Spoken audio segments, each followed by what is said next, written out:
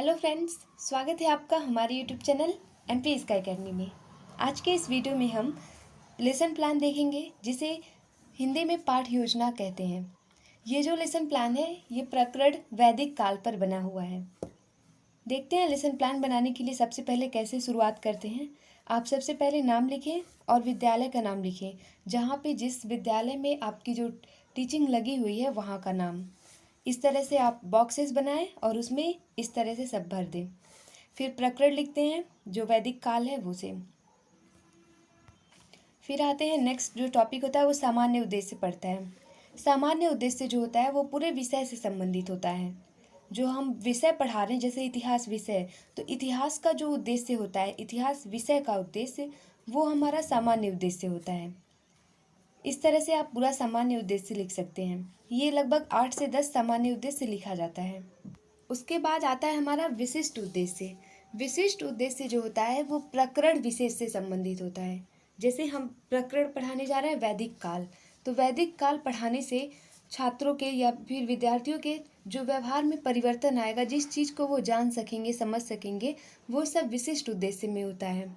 जैसे ज्ञानात्मक उद्देश्य, तो इसमें बच्चे चीज़ों को जान सकते हैं। जैसे है पहला है छात्र वैदिक सभ्यता को जान सकेंगे।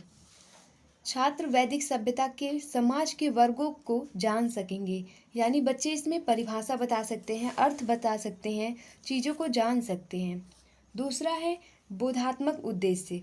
बोधात्मक उद्देश्य जो होता है इसमें बच्चे तुलना करना समझ पाते हैं, अंतर कर पाते हैं।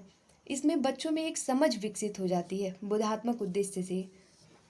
जैसे इसमें पहला है वैदिक कालीन सामाजिक व्यवस्था की तुलना वर्तमान सामाजिक ढांचे से कर सकेंगे। दूसरा है छात्र वैदिक कालीन समाज के लोगों का जीवन स्तर समझ सकेंगे। इसके बाद आता है प्रयोगात्मक उद्देश्य। इसमें जो भी है बच्चे अपने दैनिक जीवन से उस चीज़ को रिलेट कर लेते हैं। उससे रिलेट करके अपने दैनिक जीवन में जो भी उसकी विशेषताएं हैं उसका प्रयोग अपने दैनिक जीवन में करते हैं। उसका वर्णन कर सकते हैं, विशेषताएं बता सकते हैं। जैसे पहला है वैदिक काल की समयावधि और प्रमुख विशेषताएं बता सकेंगे। दूसरा वैदिक काल के लोगों के कार्यों को बता सकेंगे।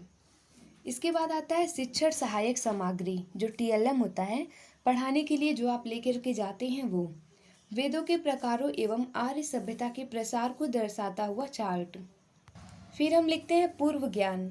पूर्व ज्ञान में है बच्चे वैदिक काल के पूर्व सभ्यता यानी काल की सामान्य जानकारी रखते हैं। इसके बाद प्रस्तावना प्रश्न आता है। प्रस्तावना प्रश्न के लिए इस तरह से बॉक्स बना करके लिखना होता है। क्रम संख्या, छात्राध्यापिका कथन और छात्र क्रिया। अगर आप छात्राध्यापक हैं तो छात्राध्यापक लिखिए। इसमें आप 3 से 5 प्रश्न पूछ सकते हैं और सभी प्रश्न जिगजैग मोशन में पूछे जाने चाहिए। पहला है सिंधु नदी के किनारे किस सभ्यता का विकास हुआ था। बच्चे बताएंगे सिंधु सभ्यता या हड़प्पा सभ्यता। दूसरा हड़प्पा सभ्यता को और किस नाम से जानते हैं, सिंधु सभ्यता। फिर इसी से आप तीसरा शुरू करेंगे सिंधु सभ्यता से।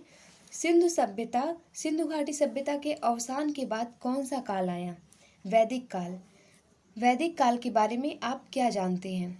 अधिकांश छात्र मौन रहेंगे और यहीं पर आपका जो पढ़ाना है प्रकरण वो निकल जाएगा, जिससे आप अपना उद्देश्य कथन करेंगे। बच्चों, आज हम वैदिक काल के विषय में विस्तृत अध्ययन करेंगे। इसके बाद आता है प्रस्तुतिकरण। प्रस्तुतिकरण में आप जो पढ़ाने जा रहे हैं उसे बताते हैं। ऐसे शिक्षण बिंदु, छात्राध्यापिका क्रिया, छात्र छात्रा क्रिया और शिक्षण विधि, किस विधि से आप पढ़ा रहे हैं ये सब लिखते हैं। इसके बाद शिक्षण बिंदु डालेंगे वैदिक काल।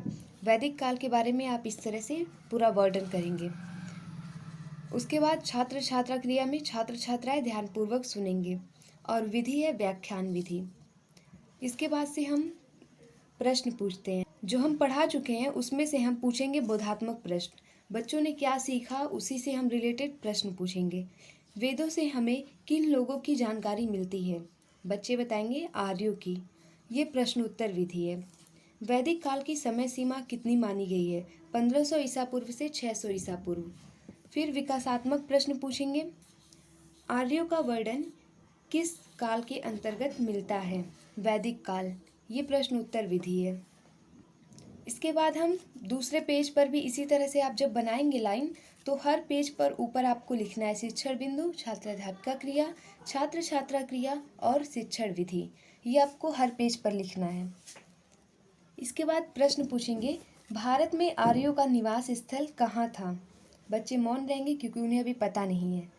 फिर हम शिक्षण बिंदु आर्यों का निवास स्थल पढ़ाएंगे।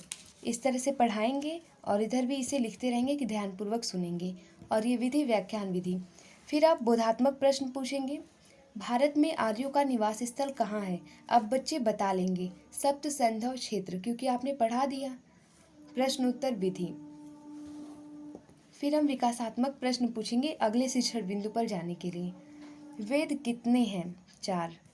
दूसरा, चारों वेदों के नाम बताइए। अभी बच्चे नहीं जान रहे तो मौन रहेंगे।